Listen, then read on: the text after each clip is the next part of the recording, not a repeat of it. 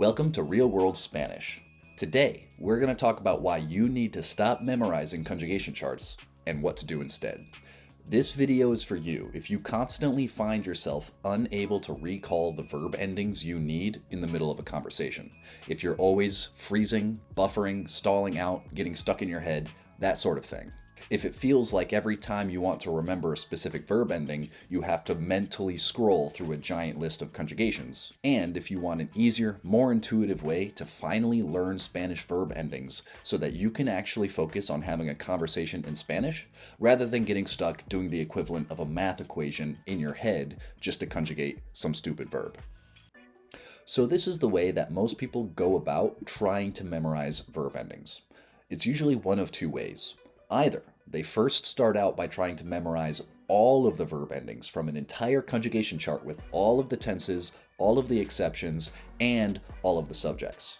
Or they drill a single verb and practice all of the endings for a particular tense with that verb, such as hablo, hablas, habla, hablamos, hablan, etc. And then they forget it all the week after that, or as soon as their semester finals are finished, or whatever it is.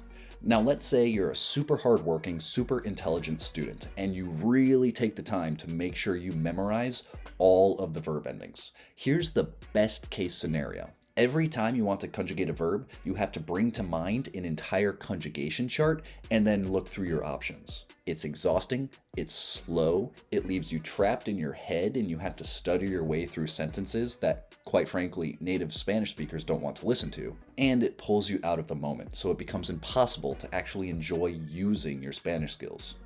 But what's the alternative? Well, that's what this video is here for. The alternative is to actually flip the traditional learning method on its head. What do I mean by that? Well, instead of trying to memorize an entire conjugation chart, you are going to start by choosing a single subject and a single tense. For instance, you could choose a combination like first person yo with present tense, or third person él with future tense, or second person tú with past tense. Any combination thereof will work. And then you are going to practice repeating multiple verbs with that single verb ending. In order to do this, you can come up with scenarios like describing your day, that would be the first person present tense, or asking about your friend's plans, that might be second person future tense, or you could describe a friend of yours' daily routine, which would be third person past tense. Any of these scenarios will help you focus on a single subject and a single tense, but you can use multiple verbs within that scenario. Here are a couple examples. For instance, describing my sister's daily routine might be something like Mi hermana cocina, canta, trabaja y descansa en casa. Or describing my own daily routine might be something like Cada día me levanto, preparo café, leo un poco y empiezo a trabajar. If I wanted to practice my commands, I could do something like Tráeme un helado y también hazme un pastel y ayúdame con la tarea. In each of these examples, you see that I am sticking to a single tense and a single subject, and then I'm just adding any verbs I can into that scenario. So how do you handle the irregular verbs with this exercise? Well, I think it's best to start by learning the larger pattern first, and then adding the exceptions later. It's really easy to add those extra details after the larger pattern becomes automatic for you. And this is exactly how babies learn their mother tongue as well. There's a common mistake in Spanish grammar where children will usually say yo sabo instead of yo sé, because sé is the irregular verb form of saber. Normally, if they follow the pattern, it would be yo sabo. So Spanish children often make that mistake when speaking Spanish in the first couple years. So if you ever miss an irregular verb form and end up saying something like yo sabo, that's okay. Don't worry, you're in good company. All that means is that you are learning Spanish using the same developmental stages as actual Spanish children, which is a good thing because practically every Spanish child reaches perfect fluency.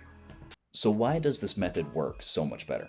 Well, first of all, you're giving yourself time to build muscle memory around that specific verb ending, rather than constantly pulling yourself out of the conversation to try and remember your conjugation chart. This is a lot more memorable and allows you to build a more intuitive connection between that verb ending and how and when to use it.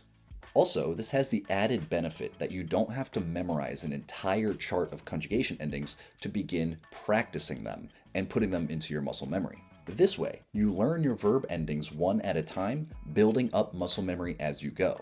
This allows you to avoid burnout, avoid stress, avoid the mental fatigue that normally comes with memorizing everything, and it actually works way better when it's time to have a real conversation. If you've ever heard me talk about language learning before, you'll know that my big thing is about muscle memory.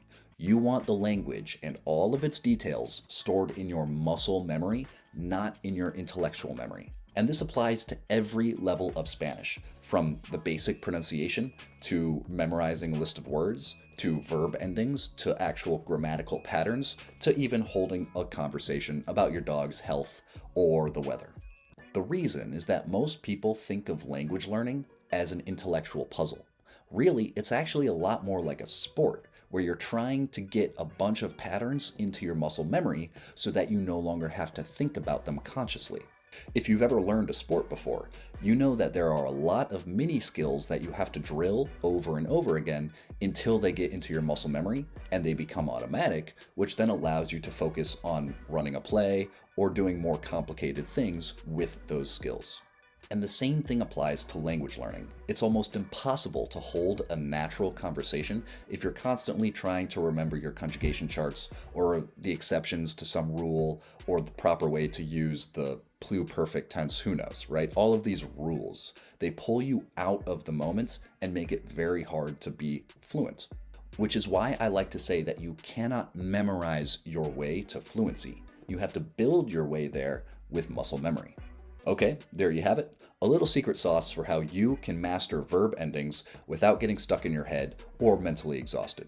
Hope you got value out of this video. If you did, like and subscribe, helps with the algorithm and all that. And check out the link in the description for more cool stuff.